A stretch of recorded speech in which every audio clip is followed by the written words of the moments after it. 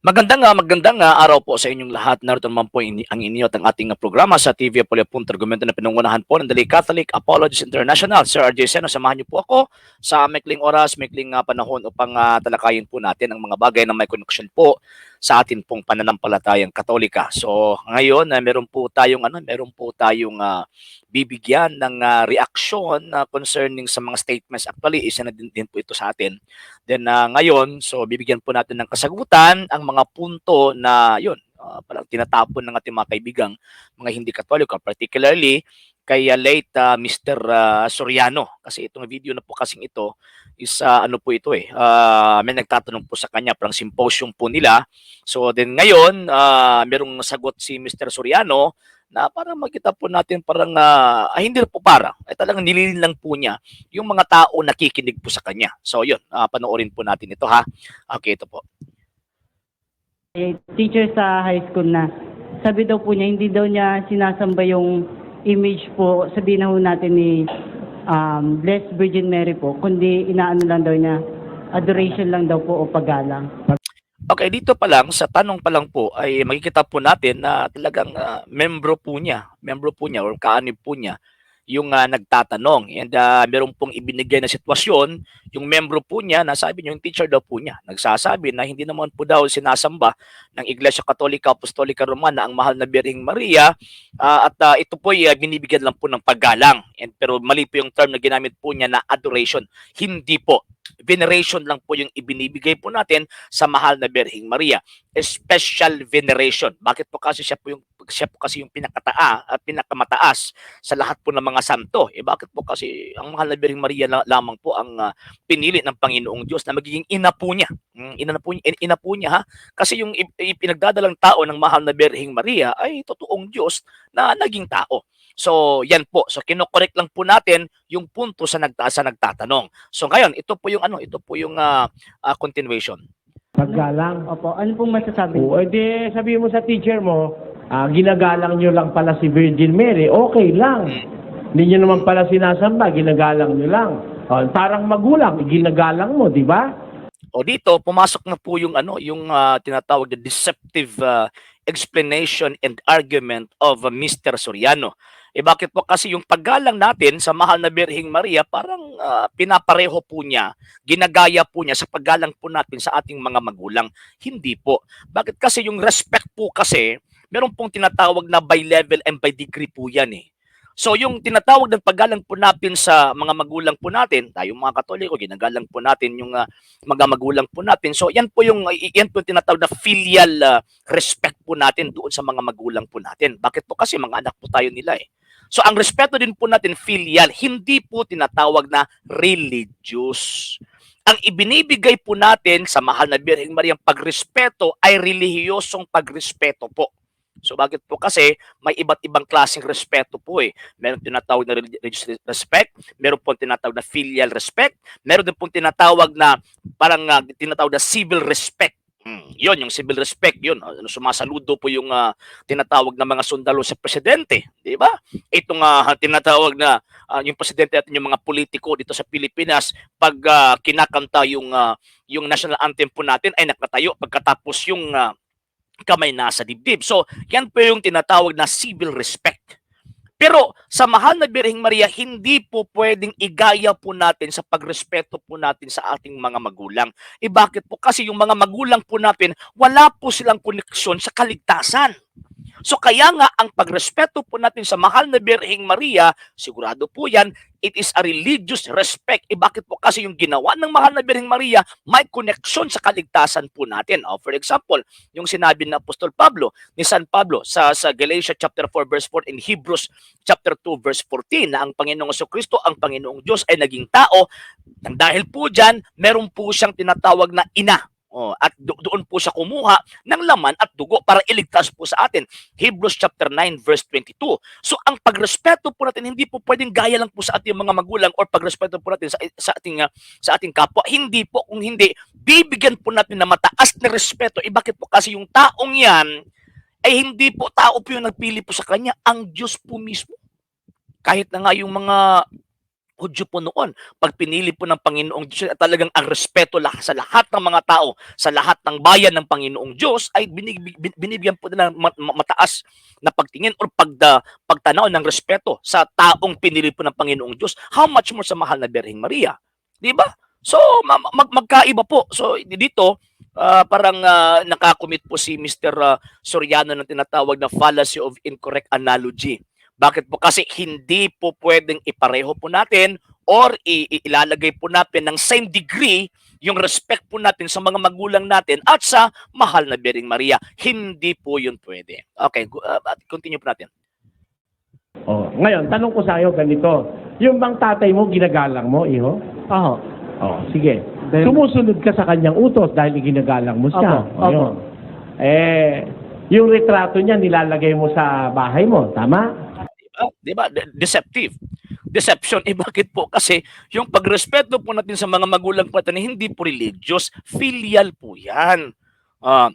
Bilang isang merong relasyon na ama at anak. Diba? Ina at anak, magulang at anak. Hindi po bilang may connection po sila sa kaligtasan natin para ipareho po natin yung pag-respect po natin sa mga bagay na nirepresentahan o nirepresentahan po nila ang mahal na Birheng Maria at ang mga santo. So dito pa lang talagang nanlililang na po si Mr. Soriano. 'Di ba? So makikita po natin na talagang meron po silang intensyon na hindi po isabi po yung katotohanan. Eh di ang problema ang pinagbabasihan po nila is banal na kasulatan. Yung problema ini-interpret naman po nila na hindi po tama. So yan po yung problema po nitong mga taong ito. Sige, continue. Actually, nandito po. Yun. Nilalagyan mo ba siyang kandila? Hindi po. Bakit po hindi? Hindi naman po part ng religious o sa belief po natin ang mga magulang po natin. Hindi po sila part.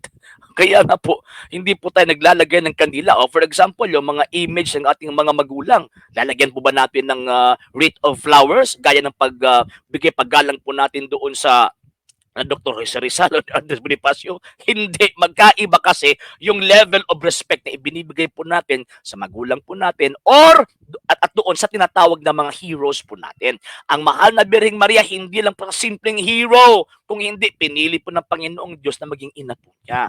Yan po yung punto. Kaya nga po, bibigyan po natin ng mataas na paggalang yung kanyang imahen. Bakit po? Kasi nire-representahan po niya ang ina ng Panginoong Diyos. Yan. Kaya continue natin. Lumuluhod ka ba sa harap ng litrato ng tatay mo? Hindi rin po. Bakit po hindi po lumuluhod? Kasi wala naman pong connection sa kaligtasan po yung tatay po natin. Yun, at the same time, yung mga image po nila, hindi po nire-representahan yung mga tao na may connection sa Panginoong Jesucristo. Yun. Nanalangin ka ba sa litrato ng tatay mo? Hindi. Ay mali din po yan. Wala pong doktrina ng Iglesia Katolika, Apostolika Romana na doon tayong manalangin sa larawan o ribulto. Hindi po. Ang itinuturo ng Santa Iglesia Katolika, Apostolika Romana, manalangin tayo sa Diyos at hihingi tayo ng tulong sa mga taong may connection sa Panginoong Diyos. Yan po yung mga santo, particularly, kasali na po dyan, ang mahal na Birheng Maria. So, yun, incorrect argument and analogy po yung ginagamit ni Mr. Luciano para makapanlin lang Rin po. Pero ginagalang mo siya. Opo. Yun. Kaya iba yung paggalang kaysa sa pagsamba. Ano? Pagka dinadalanginan mo na, niluluhuran mo na, sinasamba mo na yon. Okay, so ito po yung argumento ni Soriano. Pag nagdadalangin ka na raw, then pagkatapos niluluhuran mo na, ay talagang pagsamba na po yun. Tingnan po natin yung banal na kasulatan. Okay, tingnan po natin. For example, yung procession, actually, yung sa continuation po niya, meron Gamitin mo magpakunwari ka, hindi ko sinasamba, ginagalang ko lang, niloloko mo lang ang sarili mo. Okay, so dito, makikita po natin na hindi lang po niluluhuran ng mga tao noon pag magsasamba po siya, nakaharap po sa larawan. Kung hindi, nakapatira pa po sila. Tingnan po natin yung 2 King chapter 18 verse 22, ang dating Biblia. Ito po yung sinabi, ngunit kung ang inyong sabihin sa akin, kami ay tumitiwala sa Panginoon naming Diyos, hindi ba siya yaong inalisan ni Ezekias ng mga mataas na dako at ng dambana? At nagsabi sa Huda at Jerusalem, kayo'y magsisamba magsisisamba sa harap ng dambanang ito sa Jerusalem. Ano po ba yung ano? Ano po ba yung nasa dambana ng Jerusalem? O, tingnan po natin yung nakasulat sa banal na kasulatan. Sa loob ng dakong kabanal-banalan, nagpalagay siya ng dalawang kerubin. Imaheng nililok sa kahoy na olibo. Again ha, nagpalagay siya ng dalawang kerubing imaheng nililok sa kahoy na olibo. 4.5 metro ang taas ng bawat isa. O, higante pala ito. Kulang ng 2.5 metro ang haba ng bawat pagpak. Ayun, higante. Kaya't 4.5 metro ang sukat ng mga pagpak buhat sa magkabilang dulo. 4.5 metro rin ang sukat ng pangalawang kerubin. Actually, kung titignan po natin, every metro is meron pong 3 talampakan. So kung sasabihin po natin na 4 na metro, so ibig sabihin ay 16 feet po yan or 16 na talampakan. So yan po. So dito nakikita po natin inlalarawan ng writer sa 1 King chapter 6 verse 23 to 27 kung gaano kalaki yung tinatawag na ributo na nandoon sa tinatawag na dambana. At doon po magsisisamba. Nakaharap po silang lahat, nagsisamba po sila sa Panginoong Diyos sa dambana pong ito na meron pong tinatawag na mga ribulto. So kung titignan po natin at iintindihin po natin, magiging mali po yung ginagawa po nila. Ang problema, wala namang pumabasa sa Biblia na sinabi ng Panginoong Diyos na wag nyo yan gawin at bawal yan. Hindi po. Bakit po? Kasi yung tinatawag na pagsamba, meron po din po yung classification eh. Number 1, adoration. Number 2, veneration. Pagkatapos, special veneration. And kung gagamit po ng bagay, meron pong tinatawag na relative adoration, relative veneration, and relative tinatawag na special veneration. Bakit po relative? Dahil po kasi in relation with. Pasensya na po yung ano po natin Tagalog po kasi natin eh. Hindi po yung nag-iisip pa po tayo ng vocabulary kumbaga. So, ibig sabihin pag sinasabing relative adoration, yung mga bagay na yan may connection doon sa Panginoong Diyos. Pag sinasabing relative veneration, yung mga bagay na yan may connection doon sa mga santo. So magkaiba po yung veneration at tinatawag na adoration. Magkaiba rin po yung relative veneration and absolute veneration. Ang absolute veneration para po yan doon sa Panginoong Diyos. Ang relative sa persona rather, para po yan po doon sa persona.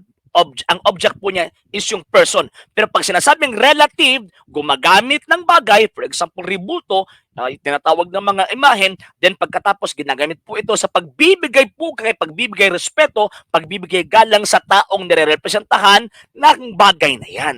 So, yan po. And kung magsamba pong yung mga Hudyo po noon, ay hindi po nakaluhod, nakapatira pa po sila. Joshua chapter 7 verse 6. At hindi lang po yan, pinoprosesyon po nila. Pinoproposisyon po nila ang mga imahe na ito. Pagsamba na po ba ito? Bakit hindi po sinabi ng Panginoong Diyos, wag niyo yan gawin? Kasi bawal yan. Talagang naiinsulta ko niyan. Bakit? Bakit hindi po sinabi ng Panginoong Diyos po yan? Bakit? Kasi alam ng Panginoong Diyos na ginagawa ito ng mga tao po noon, sa unang bayan po niya, hindi bilang palitan po siya na bilang isang totoong Diyos, kung hindi, ginagamit po ang mga bagay nito sa pagsamba po sa Kanya. Kaya nga po, kung titanong po natin, sa harap ng dambana ng Panginoong Diyos, kung magsasamba po sila, ang Panginoong Diyos po yung sinasamba, gamit po yung mga bagay na nandoon sa templo ng mga imahen o mga higanting mga imahen. So dito pa lang mali po si Mr. Soriano. At mali din po yung mga pumapalakpak at yun, nadenggoy po siya ni Mr. Soriano eh. So, yun po. Okay, so hindi po ba nakapag-follow sa mga pages po natin, i-follow niyo po yung mga pages po natin, RJ Roland Sanders Second TV, Poliapunto and Kuya Apologist TV page. And pwede po kayo mag-send po dyan ng Facebook stars. And also sa atin po mga channels, sa hindi po nakapag-subscribe, subscribe po ninyo yung mga channels natin. Dalay Catholic, Apologist International Official, RJ Sanders Second TV, Kuya Apologist TV, and Barrio Kawayan Religious Forum. And pwede rin po kayo mag-send po dyan ng super stickers, super chats, and the super thanks. And ayun, sa mga Katoliko na gusto pong tumulong sa programa po natin, pwede po ninyong ipadala ang tulong at suporta po Yung tatay mong ginagawa po ng ating mga account numbers na dyan po sa inyong mga screens, yung tumatakbong information, and pwede nyo po kaming i-message sa ating pong page kung via remittance po yung pagpadala po ninyo. Maraming salamat po. So again, huwag po kayong magpalinlang sa mga ganitong mga ngaral. Bakit po? Kasi itong mga taong ito, yung mga sinugo po nila ay talagang kalaban po ng Panginoong Diyos. Okay, sa ngalan po na bong pwersa ng TV Apollo Punto Argumento na pinangunahan po nila Catholic Apology International, sa mga kasamaan ko po sila si Ed, sa lahat po ng mga Katolikong sumusubaybay, tumutulong at sumusuporta sa programa po natin. Ito po yung lingkod at kapatid sa pananampalatayang Katolika, Sir R.J. Seno, pansamantala magpapaalam po si magsasabing Ecclesiam Servire et Fidem Catholicam Defendere. Magandang umaga po sa inyong lahat. Ave Maria, Viva Cristo Rey.